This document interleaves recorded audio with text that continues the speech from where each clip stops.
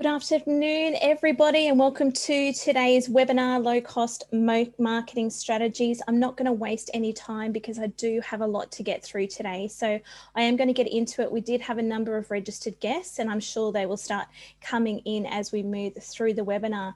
So for those of you that have been to one of my webinars before, you will know that you have your microphones and your videos turned off for the comfort of the recording, but it is an interactive webinar. So if you have any questions throughout the session, please don't hesitate to pop them into the chat.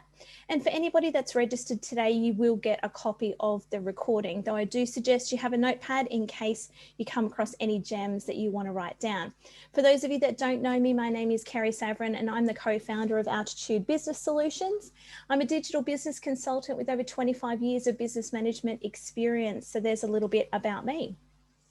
Now you're in the right place today if you're ready to learn a little bit about some low cost effective ways to spread your brand awareness, attract new customers, and possibly bring in some sales. So what you'll learn today, we're going to be going through none of this because, oh yeah, no, I have made a mistake there. I can see that. Look, I've done goals. We're going to be going through that. And we're going to be creating your low budget marketing plan, but we're not going to be getting subscribers or talking about your subject topics or lines. So this is me having a bit of a moment, but we'll move on to the next slide. So your current marketing goals, it's no secret that marketing can be really expensive. And this can be a challenge, particularly when you're working on a very tight budget or you're just starting out in business. When you have little or zero money to spend on marketing, you have to be really careful about where you put your efforts so that you don't, waste any time and you don't have cash to burn. So if you've got a minimum budget to spend, you want to make sure you're getting some bang for your bucks, but also your time is worth something also. I really don't like it when I see small business owners who are saying, oh, I did this marketing and it really didn't, it didn't cost me anything. It took me about 5 hours to do it all up. Well, that 5 hours is money. Time is money. It's one thing that we can't actually get back. So I want to touch on some key goals for your marketing so that you know where you're headed, and then you can establish what budget, if any, that you have to assign to your marketing activities. So there are 3 key elements to review before you start choosing your marketing tactics or setting any new goals. So you've probably worked on these in the past, but now it's time to probably review them. If you are already in business or if you're starting in business, this is where you need to start out. So you want to review them just so that you can ensure that you're marketing the right thing to the right people. So here's a few questions that you need to ask yourself. So you need to know your ideal customer profile, like who your ideal customer is. You need to know what your main offer is going to be, and you need to know your value proposition. So you need to know that about before you can even start with marketing in any way, shape or form. So essentially we're saying, who is your ideal customer? What is the main product or service that you are wanting to market? And what unique value does your product or service provide? Now, probably some of the major mistakes that we see when it comes to businesses, small businesses and advertising is these 3 points. They either A, don't know who their ideal customer is, or they think they do. And I'll explain a little bit more about that in a minute. They don't know what the main product or service is they want to market, or possibly they're offering too many services, so it becomes very confusing. And they really don't know what their unique value proposition is. Like what is the uniqueness about your product or service provide against your competition that's going to get people coming to you? And you really need to answer those 3 questions before you can move forward with your business. Now, what's really interesting is that you need to constantly reassess this. You need to come back and ask yourself these 3 questions on a regular basis. And I'll give you an example. When we first started in business, our ideal customer was any customer with a small business. Over the last 2 years, there's a couple of things that we've realized. A, we're attracting a tribe. So we're attracting certain people naturally. And B, we realized it wasn't just anybody with a small business. We really had to niche it down. So now what we know is that we are looking for a our ideal customer is a small business owner located between Brisbane, the Gold Coast and Ipswich in that little triangle, that they are normally a female and they're normally around the age of 45. Now, why do I know that? Because in the last 2 years, we've been attracting our tribe. And what we found is the majority of clients that we've actually done business with have been very similar to us. So I am mid-40s. And so because people can relate to me, so because small business owners located between Brisbane, the Gold Coast and Ipswich can relate to me in their mid-40s, I attract them very easily. So that's called attracting your tribe. So I attract those people very easily. So I know who my ideal customer is now, and that makes it really easy to be able to market to them. Another example, what is the main product or service that you want to market? When we first started, we just offered absolutely everything. Really niche down your services, know what you want to offer to your market, what you're advertising. What is your unique value proposition that nobody else has? You know, is it to do with your personality? Is it to do with your product? Is it price? Are you the lowest price? And it's okay for you to be the lowest price. You know, and I remember what it's like. I had a cafe. You know, sometimes you got to go in with the $2 coffee to get going. It's okay to start out being, a lot of people, oh, I don't want to go in, I don't want to be the cheapest. You want to do whatever you can get to get your business built and start building customers. If you can sell coffee for $2 and then upsell them on a cake, then, you know, just go out there and do what you need to do to get those customers in. And what is the unique value proposition? It can also be something like the particular product we are selling is the best quality.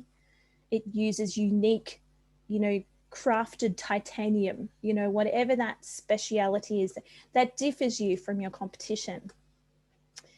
Now, your marketing goals will be based on your business goals and will be particular to you. So it's very hard to sort of do an overall, but here are some common goals that you might have. So you might want to build a brand, you might want to generate some leads, you might want to educate the market on what you have to offer. So this is the reason why you're why you're looking at marketing. Maybe you want to upsell to some existing customers. Maybe you're looking to enter new markets or territories. So maybe you're established in the area where you are and you're looking to move into a different area. You want to develop stronger relationships. You want to drive some more sales. That's obviously a big one. Or you want to expand your market share. So maybe currently you've got a 10% market share of the current market and you want to up that to 15. Now you may have others to add in here, but what I'm suggesting you do is write a list and then just pick 3 top marketing goals so that you know where you're headed. So if we just quickly go back, so you know who your ideal customer is, you know what the main product or service you want to market is, you know what your unique value proposition is, and you've selected your 3 top marketing goals. So you know exactly where you're headed. You're really making a strategy for your marketing. So many businesses I see, marketing is an afterthought. You know, if you're writing a highly effective business plan, which is another webinar that we run, part of that highly effective business plan is a marketing plan. If you're starting out in business, a marketing plan needs to be where you start, needs to be part of the process. It's not just something our customers aren't walking in the door. I think I better do something about marketing, which is unfortunately the way a lot of people see marketing. Now, like all businesses, you'll have some marketing challenges that come up every now and again. Of course, the last year's definitely been a challenge for most businesses. But there are financial constraints, of course, but other things such as, you know, how do you keep your customers coming back for repeat purchases? How to make your brand stand out in the marketplace. So you know what your point of difference is, but how do you make it stand out? And how do you attract new leads into your marketing funnel? You may have heard of that terminology before. Now, it's important to clarify the marketing challenges that you anticipate in your business. If you don't identify these obstacles ahead of time, they can really sabotage your chances of achieving your goals. So it's like sitting down once a year and doing that SWOT analysis, but it's very similar. It's just in a marketing sense. So you just need to think, you know, a challenge for me is going to be getting those customers to come back. So what can we do to kind of combat that? How are we going to stand out in the marketplace? I don't want you to get too caught up in doubts about achieving your goals or anything like that, but I just want you to commit to carry out specific tactics and, you know, making them a reality, but you know, being a little bit of an optimist. So an optimist is someone who thinks positively about when it comes to marketing, but understands that occasionally things aren't going to go right. And, you know, these are the problems that you could face. Now you need to define your marketing budget. So if you have some money to spend, I know today's about low cost and you're going to be looking at free activities as well. But if you have some money to spend on marketing, then set some limits so you don't get carried away and overspend. Now, the overall marketing budget can then be divided up depending on the goals that you set. And, you know, these are some things that you might ask. So how much can you allocate to your overall marketing activities? You know, how much for tools, how much for outsourcing and freelancers, and how much for other activities. So to give you some examples there, you know, how much can you allocate to your overall marketing activities? Well, obviously that's your overall marketing budget. And then you may divide that up and you say, okay, well, how much am I going to use for tools? So you might be using tools to market your business, whether that's in a digital sense. If you're sending out emails, you might have an email marketing platform that you're using. How much do you outsource for freelancers? Give myself a bit of a plug here. This is where you might go, you know what, I don't know enough about this whole social media thing to make it any sense at all. I'm going to outsource that to someone who's an expert. How much is that going to cost? And then any other activities that you have also. For those of you that have just joined us, you will notice that your videos and microphones are turned off and muted. But if you do have questions, we are interactive, so please pop them into the chat as we go through. So here's some takeaways. You know, get clear on the keystones of your marketing strategy before you start, and set limits on your budget so you don't get carried away. They're the two takeaways from that section there. Now, attracting your customers with expert content. Content is really the lifeblood of all marketing.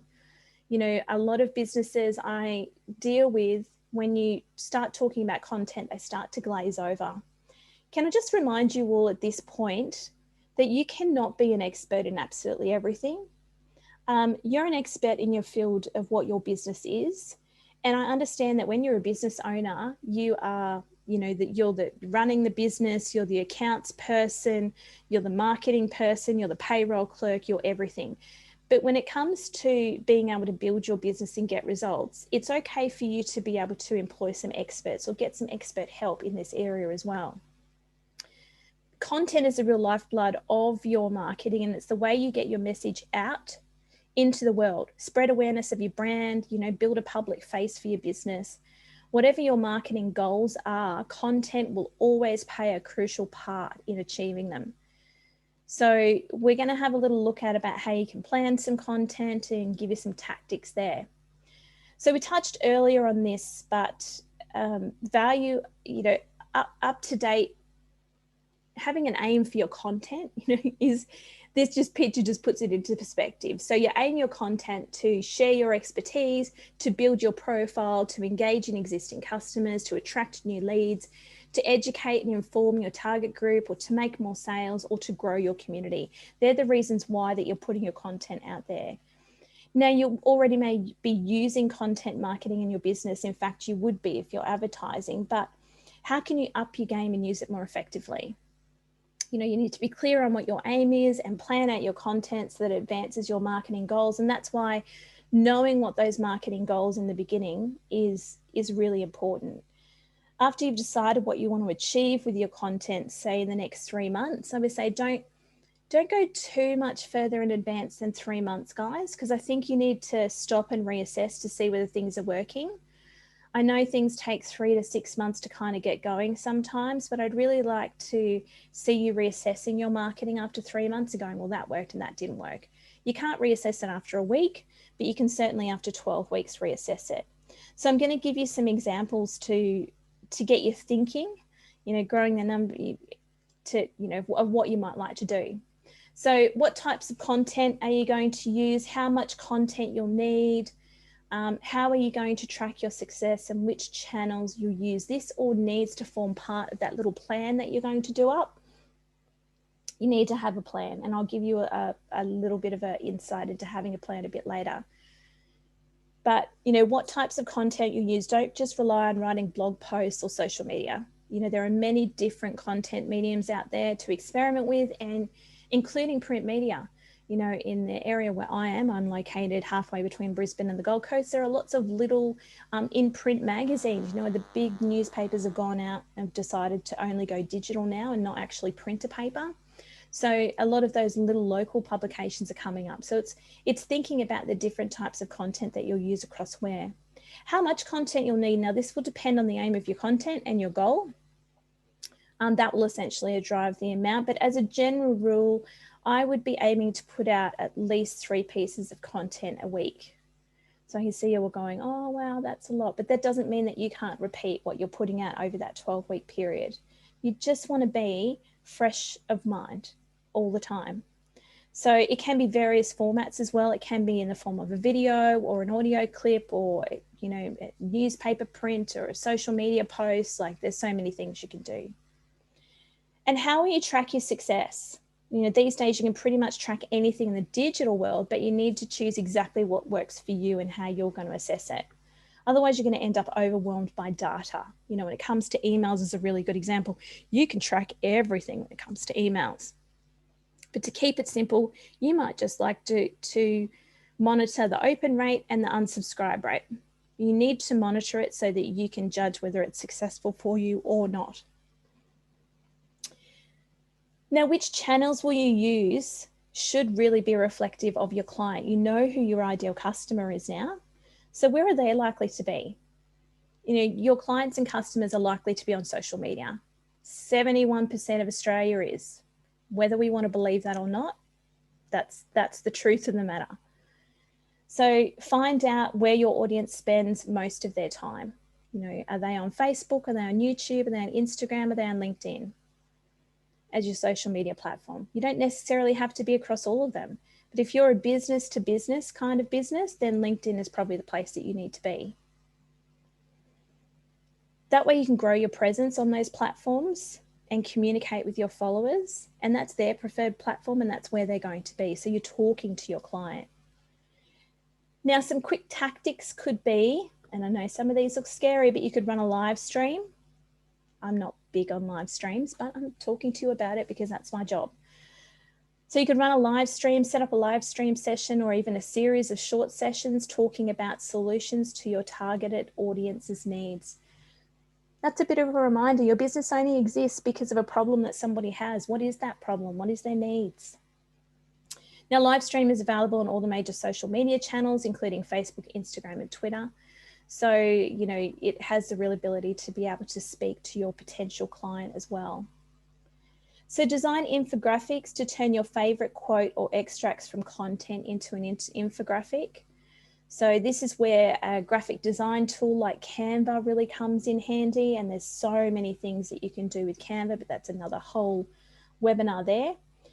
You know, it's a great way to quickly produce visual content, Canva. So it's a really, we highly recommend it. You could put together an ebook if you're that kind of person. You add together some existing content you have, such as articles and blogs if you want to, or you could write a book from scratch, but it doesn't have to be that hard. The great thing with an ebook that you write is that you can actually publish it to Amazon. You know, you can get an account with Kindle Direct, you can publish it, which will take you through step by step. It's very, very easy. And then you can actually have a book that you can, you know, get people to purchase or download through their Kindle. Some longer tactics that you can think about is you might like to develop a study, you know, self-study online course or something along those lines by teaching a topic to other people so that you can demonstrate that you're an expert in your field. This is a great way to share your content and help other people solve their problems. You could run some online e-learning events just like you're attending today. You could run a webinar just like this, but in your niche as your expert, you know, in your expert field. You could create a podcast. Now, podcasts are an incredibly popular content format with a very high engagement rate. There's lots of listeners. They're quite simple to set up. There are lots of apps and stuff that you can use to do it now, so it's nice and easy, but that may be something that you consider also. Now, keyword research really is key when it comes to the type of content that you're putting out there or what you're putting out there for your clients. So I want to introduce you to a really cool tool. It's called Answer the Public. You'll see the website on the screen there, answerthepublic.com. You get 3 free searches a day before you have to sign up. But it allows you to enter in a keyword or some keywords and see what people are searching for across Google. For example, I could type in social media and it will show me all of the questions that people are asking about social media. So you can see there that you can actually select your country as well, which comes in really handy. So I could find out what people in Australia are asking about social media, and I could send out or create relevant content about those questions. And if you haven't used this tool before, you'll be amazed when you go to it. So you can search in a few keywords that are in your niche, and you can get some really great ideas from there. So just some key takeaways, decide what your aim is with your content and make sure it is aligned with your overall marketing goals. And perform a keyword search regularly to stay on top of the search trends. So go back to Answer the Public on a regular basis and research words you may have searched before, just to see if the relevant content has changed, if questions have changed. This happens for me, particularly in social media, because obviously things are changing all the time in social media. So people ask new questions, don't they? So build an email list of engaged subscribers. Now, one of the most effective and low cost marketing activities you can implement is to build an email list, and you are in control of that email list, which is something I love. Social media, someone likes your page, it's just a number. You don't have access to any of their details. With an email list, you've got their email address. You can market to them directly. Now, whether you already have a list or you're building one from scratch, it's a great way to expand your marketing reach without spending any additional funds. It is a bit of time. We know that time is money. So we're going to, if you came to, I had a webinar earlier this morning, which was email to income. I'm not going to go into too much detail about email. Probably the email to income webinar is where you need to come and check out what you do there with email. But I am going to touch on a few things. Your list doesn't need to have tens of thousands of people in it. This is one thing that I really want to get across to you as well. A small but committed list can really work wonders. It can help you generate new sales and spread the word about your business just as much as a list that has 10,000 people in it. So as I said, that webinar email to income is going to be something that you might want to attend as well. Once you have a list of subscribers, you have people on board who have already expressed an interest in your business. This is what's key about an email list. And I totally disagree, because a lot of people say to me, oh yeah, but heaps of people sign up to email lists. No, they don't. One of the most annoying things, and I'm sure you'll agree, is getting, for me, 119 emails a day of things that I did not subscribe to. I'm not going to be subscribing to something that I'm not interested in. So if I've subscribed, I'm interested. So when someone subscribes to your list, they've expressed an interest in your business. Just in the act, by giving you their email, just by giving you their email, that's it. Now you need to use specific tactics to keep them engaged and find out, that what their value proposition is, or what they're looking for. But this is what I love about email, is that somebody would not have subscribed to my email list if they weren't in some way, shape or form interested. People don't just say, oh, I'll just join this list for the sake of it. They're there for an actual purpose. Again, analysis is the key when it comes to email. So some of the things that you might like to actually have a look at is your open rates. The average open rate is between 23 and 25% for emails. So what's your open rate at? The click rates. So this is referring to if within your email, maybe you say, here's an offer that we have, click to our website and go find out about it. So the click rate is how many people are clicking on your email and actually going through. And then there's the unsubscribes. Now, the thing is with unsubscribes that I will touch on here is that people have subscribed to your email for a reason. And if they've unsubscribed, it's because you haven't shown them value or you haven't shown them what they were expecting. I don't freak out about unsubscribes, absolutely not. But I do look at them and go, oh, gee, I've had more unsubscribes in the last month than what I normally have. And why is that?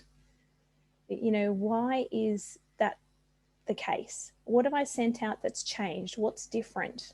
You know, have sent out a couple of extra emails that much. Maybe it was just too many. You know, so what is the reason why? The great thing about these stats is that they allow you to be able to continually improve.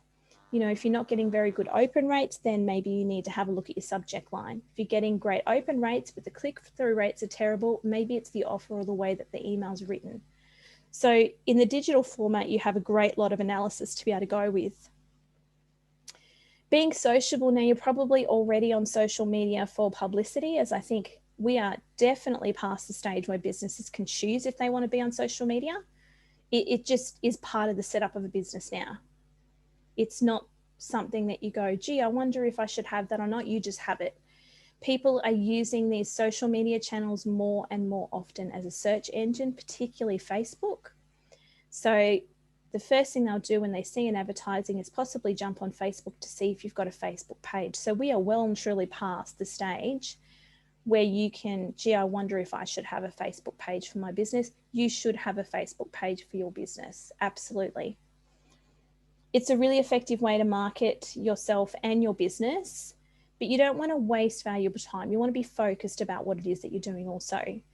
You know, as I said, social media is such a large part of your business, but it's also a massive part of our lives now. It's easy to focus on why we use it to lose focus on why we use it for marketing purposes. But the idea is you want to become their expert before they realize that they need you as an expert. So I used to say that was a big term in the real estate industry. You want to become their real estate agent before they know they need a real estate agent. That's key. People don't know what they need until sometimes they know they need it. And what you want is you want to go, I've been seeing that person on Facebook that does that. Or I saw such and such did that. You know, so you want to become the expert in your field before they know they need you. So let's quickly recap on the importance of social media and why your business needs it. You know, when you're on a shoestring budget, this can be one of the best ways to be able to advertise it. You know, your customers are using social media and it's a fun and easy way to be able to interact with them. But they're also, you know, people are on there to interact with their favorite brands and stuff as well. So you must be aware of your customers. You know, you need to know who they are, and that's why we've got that very first exercise of knowing your customer. But after seeing your social media content on multiple networks, existing customers will become better acquainted with your business, and potential customers will get to the stage where they feel like they need to do business with you because they've seen you in so many areas. Sometimes new leads will just stumble upon your brand because they've done a search on Facebook. They may not have heard of you before, but through searching on social media, they find you. We had that recently of a client that we dealt with in Glasgow. It's not even our target market. We're not, you know, none of our marketing is centered around people in Glasgow. It was a terrible time to have to work with someone from Glasgow. We had to stay up till 10 o'clock at night, till midnight, to be able to have online sessions with them to get the job done. But what was really interesting is that he saw something that we put up on our social media channels and was impressed. So it went from there. But social media is one of the most versatile and cost-effective strategies that small businesses can use to reach their target market. And, you know, if budget is a real concern for you with your marketing, then this is somewhere where you really need to be. Show up for your audience. Show up for your audience every day if you can. I show up for my audience every day that I'm working, if that makes sense. So on some sort of social media platform. So it doesn't have to be 7 days of the week. You know, I only work 5 days of the week. I try to. Sometimes it's 6. I try to work 5, but I want to show up for them, engage with them and post regularly for them. So make sure that your social media activity is actually in line with your overall marketing plan. And there's 2 things that I'm going to say here. Having that plan and you know, making sure that you've got consistency across all your online stuff is great. but can you please also make sure that your online and your offline are in line? And what I mean by that is, I'll give you a really good example. We met with a client. We were actually doing online audit of her business. So we were going through, she was a bookkeeping business. We were going through, so we had a look at the website, we had a look at the social media, and everything was amazing from what we could see on there. And her problem wasn't necessarily attracting the customers. She said, people are sending me emails and I'm getting people, but they're not converting to customers. So I was hoping that you might be able to tell me why. So we did a whole online audit and we agreed that her online strategy was really good. So we set up a meeting to meet with her in person. And we met with her just at a local cafe down the road. She was a work from home bookkeeper. So we met just down the road. And she turned up, and what was really interesting is that on her website, she had these amazing, immaculately presented photos. You know, the glamour shots, we've all had them. I've had them done myself. Mine are about 4 years old when I have short hair, so I really need to redo them. But when she turned up, what she was wearing, the way her hair was, I actually did not recognize her. She walked in, I did not recognize her at all. Luckily, she recognized me. She was like, "Oh, I'm sorry, I'm here." And she turned up, and what I got was this beautifully warm woman who was extremely experienced, and she clearly had over 30 years experience in the bookkeeping world. She knew everything and all the inside outs and back to front of anything to do with bookkeeping. Her rates were fantastic. Everything was amazing. But the doubts that crept into my mind in that instance where I'd seen what was online and then I saw her was like, okay, what she's showing me online is not what she's actually like. So what else is she not showing me? You have that doubt sort of straight away. And then she would have to work really hard to actually work back. So what we discussed with her was actually changing her website and her online profile to be more about her, to be more focused on who she was, because she had professionals doing it for her, and that was fantastic. I really commended her for doing that, as most businesses don't, but I commended her for outsourcing all of that. But they just weren't picking up on the essence of who she was. So, of course, when she was meeting with clients, they were like, well, we were expecting this and we are getting this. The other thing that she was saying is that she was attracting all of these really big corporate clients. And that wasn't where she wanted to be. She'd gotten out of the corporate world because she didn't want to be there. And she had her niche of where she wanted to be. It's just that her advertising and her website, everything she was putting online was not in line with that. So it's really hard to maintain a persona. If your business is based around you as a person, make sure it's authentically you, because that makes it very easy when you turn up then. So, you can't just put stuff out there and not think about the fact that it's going to be in line with your offline as well. Now, some tactics for social media. We'll go back to these live streams again. You could run some live streams, events on Facebook, Instagram, and even YouTube. I'm not sure, LinkedIn, were they doing a live? Have they done that yet? I'm not sure. They're looking at it anyway. I'll need to check up on that.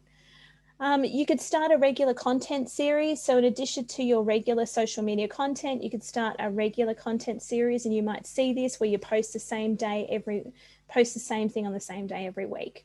So, Tips Tuesday, something along those lines. Just go along. Monday Motivator, Did you know Thursday, or Tip of the Day, or something along those lines. And you can slot that into your social media as well. That will cement you as an expert, which is really key as well. Social proofing. So social proofing is where you might share a customer story where the customer is the hero, not you, but the customer maybe used your product to become a hero. So I'll give you an example. Would be, I'll use myself as an example because that makes it really easy when I'm doing things off the top of my head. But somebody may have attended our 8 weeks social media course, and the story would be that they had trouble with their social media, that they came along to the course, and the course gave them everything that they needed to be able to grow their social media and their business. So they are the hero of the story because they've done the hard work. That's where you want the focus to be, but they used your product to do it. So that's called social proofing. Another sort of social proofing would be testimonials or reviews. You could combine a regular content series with social proofing there and have Testimonial Tuesday. you know, but any reviews or testimonials as well. Some longer tactics that you could consider are challenges. So you could run a free challenge on Facebook or something along those lines where participants sort of every day do something every day, or there's an action every day, or you're live every day, something along those lines. You tell them exactly what to do, and they do that mini action, and you continue to motivate them until they've, you know, reached their targeted result. You could start a social media community. You may also know these as groups. People love to belong to a group. This is why a lot of businesses are now building communities around groups as well. It's the simplest way to start building a following for your brand, is to set up a social media group. And all the main social media platforms sort of have those now as well. You could connect with influencers in your field. So make a list of people who are the leaders in your industry, and find their preferred social media platforms, message them or send them an invitation to connect. Start interacting with them so they get to know who you are. Retweet them if you're on Twitter, like that's an idea. Tagging them in, you know, is really, really key. It shows how humble you are when you do that. Everyone's favorite, sometimes yes, sometimes no, but building a network. And the goal when you build a network is to develop some relationships. I know it's been hard to network over the last 12 months, but it really is time to try and get back out there and try and get some sort of networking back into your business as well. And one thing I've learned, you know, I had a cafe years ago and I never used to do any networking. And what I've learned through networking now, well, I mean, that was 11 years ago. 11 years later, what I know now is that had I have been going to networking events and building my networking, I probably would have had a lot more business coming in, because when you build relationships with people, they want to support you.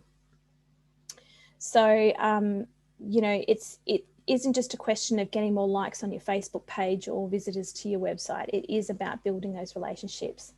Now, networking is a little bit like dating. You know, you need to put yourself out there, whether, you know, it could be virtually at the moment or it could be physically. But you wouldn't expect a marriage proposal at your first date, would you? So don't be disappointed if a sale doesn't come. And, you know, the thing is that people go to networking events and they go, oh, who can I sell to in this room? Instead of saying, how can I add value to this room? So follow-up is always the key. You know, sales aren't going to just start falling from the sky because you went to a networking event. But here are some goals that you could set for networking activities. So this is the reason why people go. So it could be to expand your circle of colleagues in the same sphere, to building, you know, to build your reputation or visibility. So you could be going to networking events that are specific to your industry. Or it could be to connect with influencers in the field so that you attract a joint venture or a bit of a business partnership where you can refer to each other. To give you an example there would be marketing. Obviously, I'm in the marketing world. My niche in the marketing field is social media. But I probably need to have like an SEO expert that I refer to, because sometimes my clients, I go, this is what you need for social media. And they go, so can you tell me about SEO? And I go, well, I can tell you about it, but I'm not an expert. Here's the expert who needs to help you with that. So if you can build up these relationships, and most industries are like that. It could be to share your expertise and to showcase your work so that you get recognized as an industry expert. That's really key. You know, it could be to stay on top of the latest trends in the industry so that you have up-to-date information if you go into those industry-specific ones. They do that a lot in the accounting world. You know, they have these CPA training hours that they have to do each year. So people will go off to a lot of this kind of training where they can, you know, get some training hours up and stay up to date with what's happening. They might go along to see what their competitors are up to so they can find ways to emphasize their uniqueness. This is a little bit of a backdoor reason to go to a networking event, but this could be why. You need to define your own goal for networking. You know, how is it going to help your business? Once you've done this, it's really easy to decide like where you're going to place your efforts and what you're going to do. You can spend a lot of time connecting with people, especially on social media as an example, but you need to plan your networking time so that it's not wasted, because time is money. So you don't want to be going to networking events And you're like, oh, I really didn't get out of that. I was just in a room full of accountants. Well, if you're going to an industry specific networking event, that is what's going to happen. So you might need to consider, if you're looking to build your business and connect with people outside your industry, you might like to consider maybe joining a local chamber of commerce or something along those lines.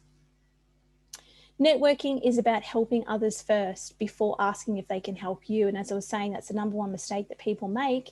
They walk into a room and go, who can I sell to today? A me attitude will not work for very long at all.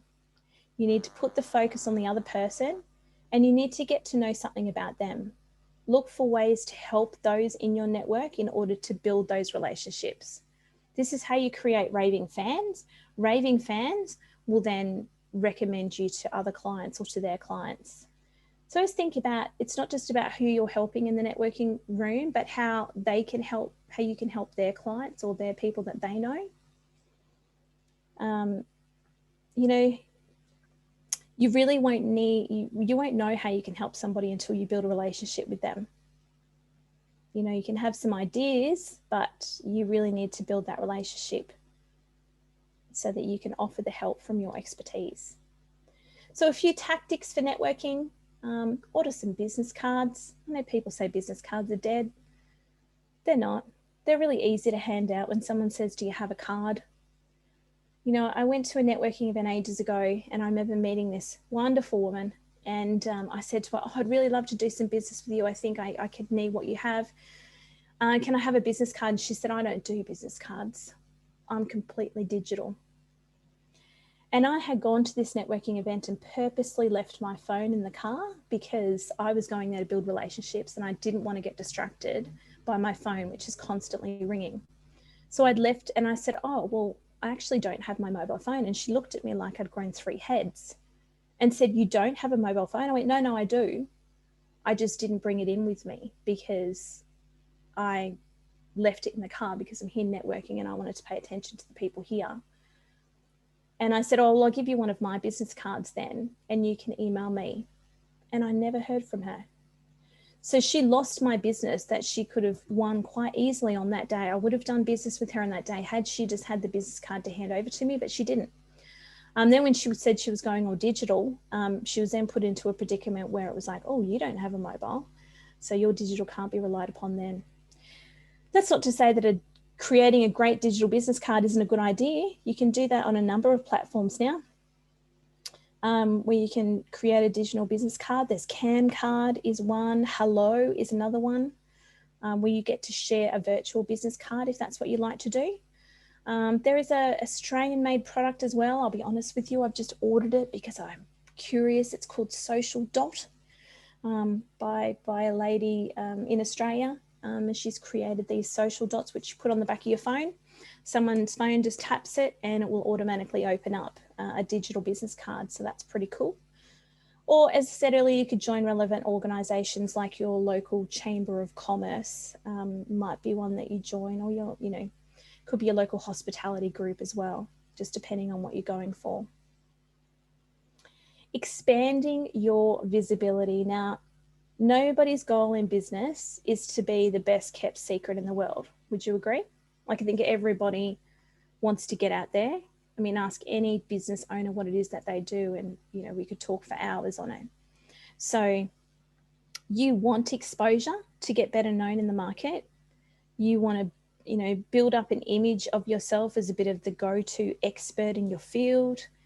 You know, and the tactics that we're talking to you about in this webinar today will certainly help you accomplish that. But this is one of the biggest things I say about marketing, is that you can't sell a secret. And if you're not marketing your business in any way, shape or form, and unfortunately most people don't think of marketing until it's too late, then you are a bit of a secret. Why do you need to worry about brand visibility? Well, in the business world, visibility equals credibility. If people see your name everywhere associated with a certain topic, they'll believe that you must know about it. Now, that might not sound fair, but it's actual fact. If you see my name often enough associated with social media, regardless of whether you know me or not, you'll think that I'm an expert in that field.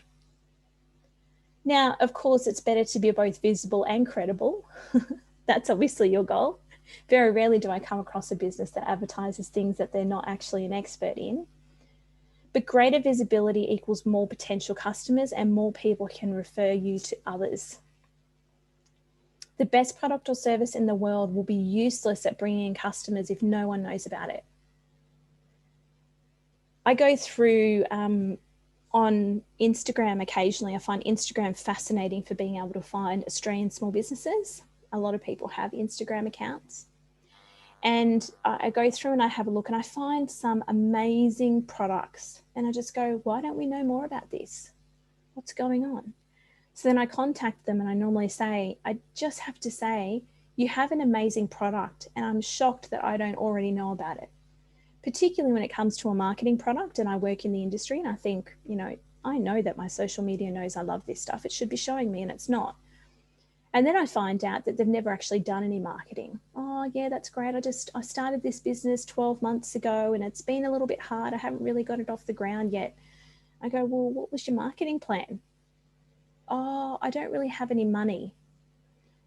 I think what we're proving to you today is just because you don't have any money to put into a marketing plan doesn't mean that you can't have marketing, and that's really key. An investment in your business's visibility is an investment in your success. You know, you need to spread awareness of your business, your products and your services and your brand in order to bring in new leads and establish yourself as a credible authority in the industry. Now, a lot of marketing tactics are geared towards increasing visibility, and I know that they can be expensive. Yes, you can spend a lot of money, but with a little, you know, thinking outside of the box, it doesn't need to cost you thousands of dollars. You just need to have a plan. Tactics for expanding your visibility. So commenting on blogs and in groups. Now, this is really key for me, not so much on blogs, but definitely in groups.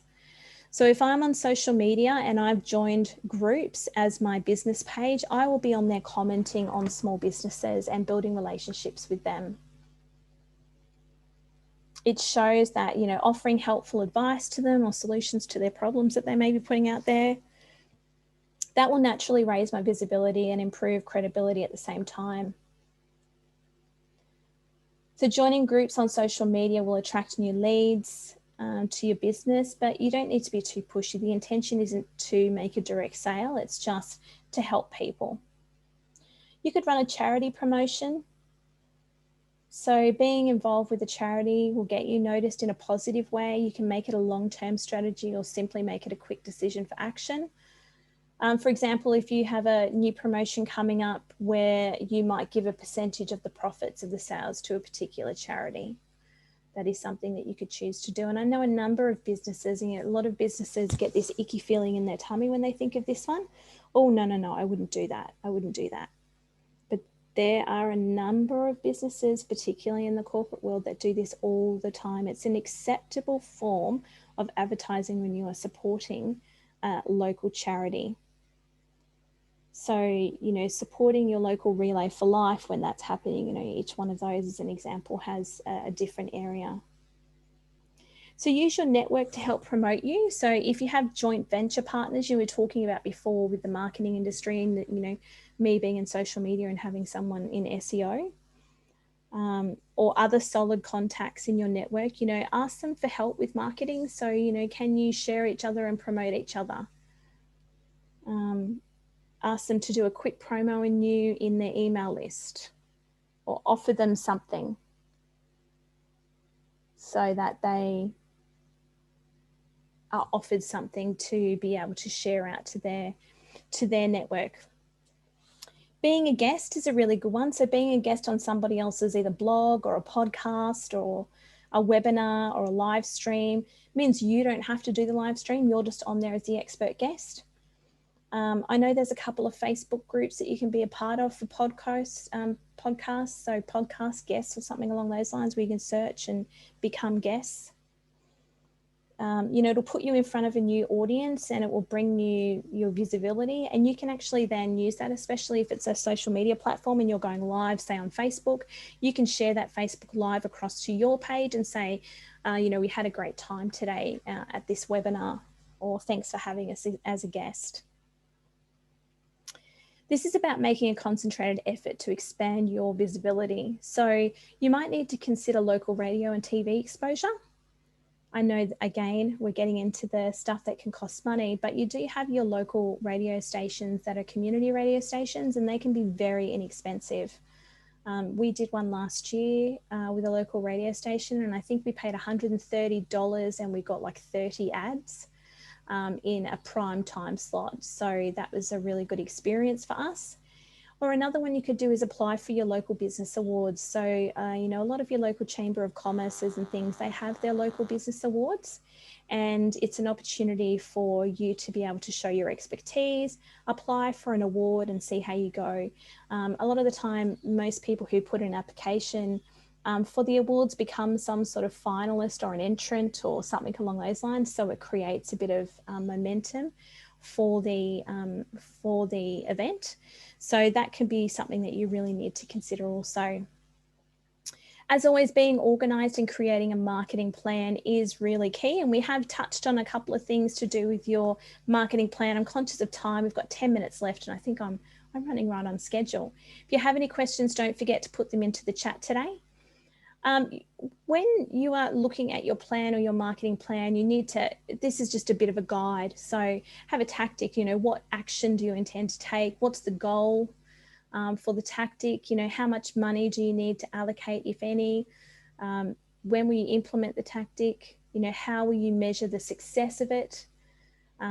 When will you review the success? When I was talking about should be about once every 12 weeks that you have a look at your marketing and go, what worked, what didn't work, that kind of thing.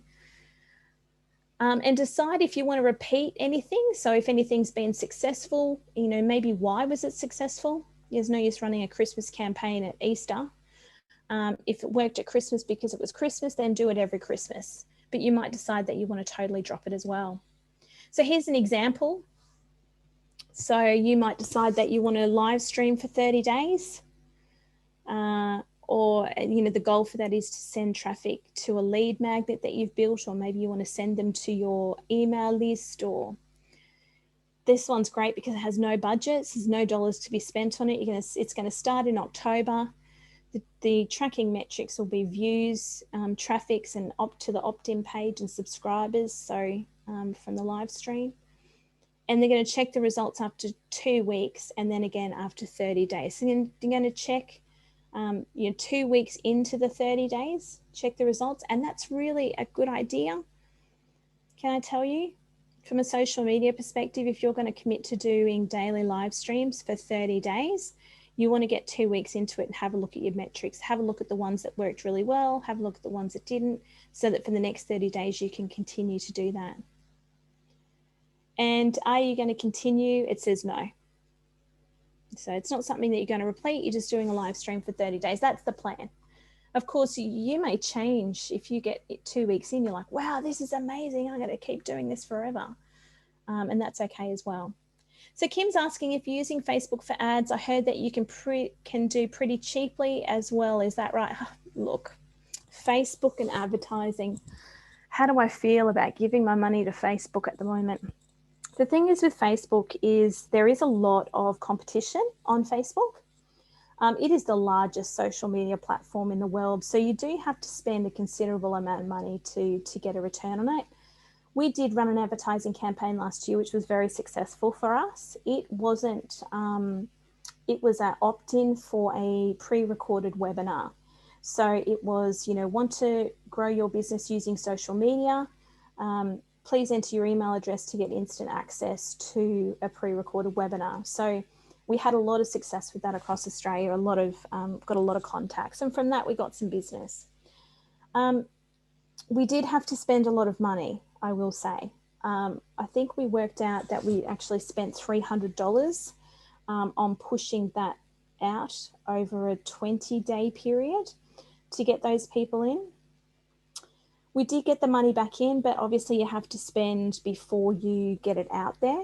The thing that probably gets me is that the amount of reach that you can get from a social media ad and then the amount of engagement. The engagement is always really low. So I get really upset when I see social media managers going, oh, look at this. We've got this, brand new client and they got a 25,000 reach on this one post, but really doesn't mean anything when they've only got 10 people engaging with it and liking on it and commenting on it. So it's not about the reach. You can pay Facebook to show it to 20,000 people.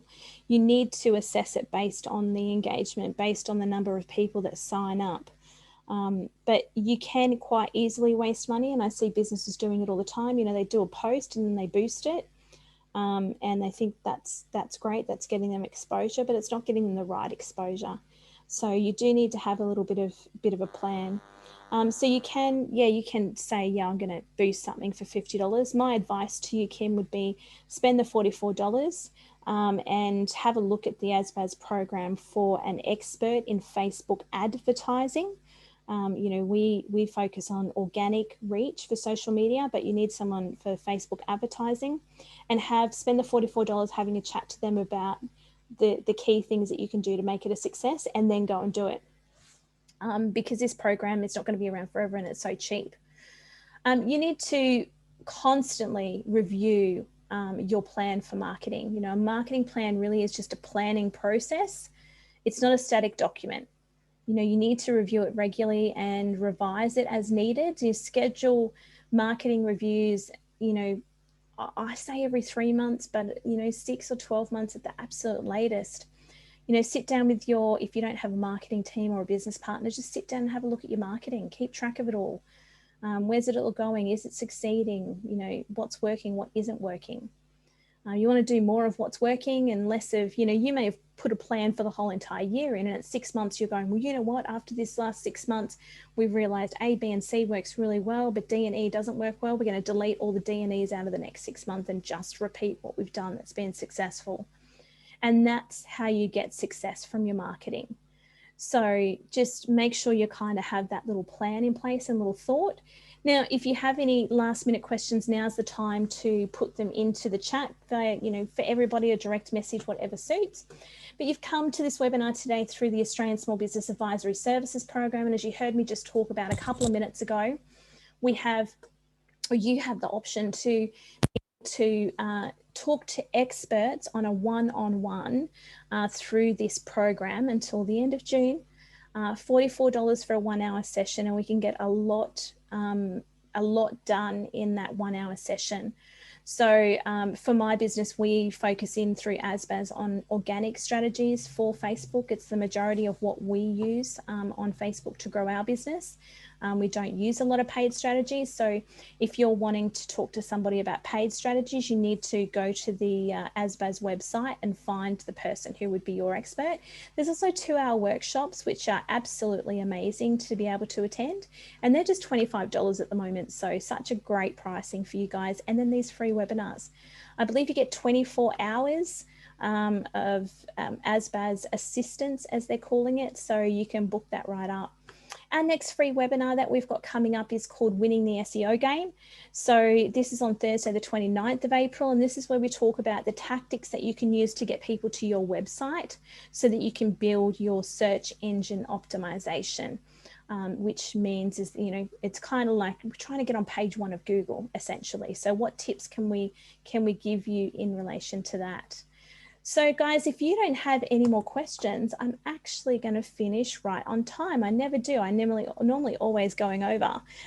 So Shay from RDA Brisbane will be very happy with me today because I'm finishing right on time. But I just want to say thank you so much for joining me. It's been a pleasure having you this morning, and the questions have been coming through have been great. Thank you so much, Kim. If you want to connect with me via social media platforms, please do. I'm across all of the major ones. So you give me a little hoya, a little shout out. I'd love to connect with you all.